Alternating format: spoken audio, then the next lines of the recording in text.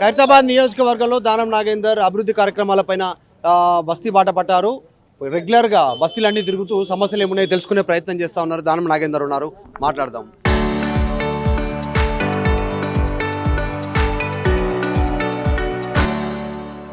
Development పైన focus పెట్టారు Khairatabad MLA Danam Nagender. రెగ్యులర్గా బస్తీ బాట పడుతూ ఉన్నారు, తిరుగుతూ ఉన్నారు. ఇప్పటివరకు ఏమేమి సమస్యలు గుర్తించారు, ఇంకేమేమి పెండింగ్ ఉన్నాయి? ఇప్పుడు ప్రధానంగా ఈ రంజాన్ మాసంలో కానీ ఎండాకాలం కానీ మేజర్గా సమస్యలు వచ్చేటి ఇదే మాసంలో వస్తాయి. కాబట్టి ఆ సమస్యలకి గతంలోనే ముఖ్యమంత్రి గారు ఒక ఆదేశం ప్రకారము అధికారులతో మాట్లాడి ఒక పర్యటన ఇంతకుముందు జరిగింది. అప్పుడు పర్యటనలో మా దృష్టికి వచ్చినటువంటి సమస్యలకు ఇప్పుడు శాంక్షన్స్ తీసుకొచ్చి ఇనాగ్రేషన్ చేయడం జరిగింది, ఫౌండేషన్ వేయడం జరుగుతుంది. తర్వాత మంచినీటి సమస్య, ప్రధానంగా మంచినీటి సమస్య ఎక్కువ ఉంది. కాబట్టి మళ్ళీ ముఖ్యమంత్రి గారి ఆలోచన విధానంగా మొన్న ఎండి వాటర్ వర్క్స్ కూడా చెప్పడం జరిగింది. రోజు మంచినీళ్ళు ఇచ్చేటే కార్యక్రమము 24 గంటలు ఇచ్చేటువంటి కార్యక్రమానికి కూడా శ్రీకారం చుట్టడానికి ఈరోజు మళ్ళీ సింగూరు నుండి కానీ మళ్ళీ మనకు ఉన్నటువంటి ఉస్మాన్ సాగర్, హిమాయత్ సాగరే కాకుండా సింగూరు నుంచి కూడా సుమారు 7 టీఎంసీల వాటరు. గతంలో మాకు 3 టీఎంసీల వాటర్ వచ్చేది, కానీ అప్పుడు ఇరిగేషన్కి అవసరం ఉందని నిజామాబాద్కు మరి తీసుకెళ్ళడం జరిగింది.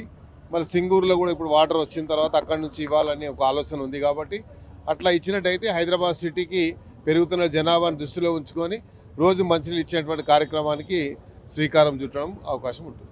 సమ్మర్ నిజంగానే వాటర్ ప్రాబ్లం ఎక్కువ ఉండేటువంటి అవకాశం ఉంది, వాటి అవసరం ఉంది. సో ముఖ్యంగా చర్చ జరుగుతుంది. దానం నాగేందర్ స్పీకర్ విచారణ వచ్చింది, రేపు 4th పెండింగ్ ఉంది. ఏం చెప్పబోతాం?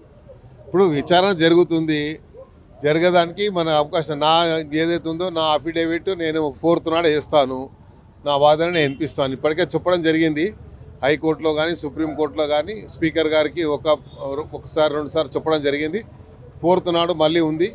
4th నాడు మేము తప్పకుండా స్పీకర్ గారికి మా ఆవేదన వినిపిస్తాం. దానం నాగేందర్ పాలిటిక్స్ విషయంలో కాస్త డైనమిక్గానే ఇంత ముందుకు ఆసిఫ్ నగర్ నుంచి ఉన్నప్పుడు గెలిచినప్పుడు రాజీనామా చేసి ఉప ఎన్నికలకు వెళ్ళారు. ఇప్పుడు ఎందుకు వెనక ముంగడవుతారు? ఎందుకు సంశయం? ఎందుకు?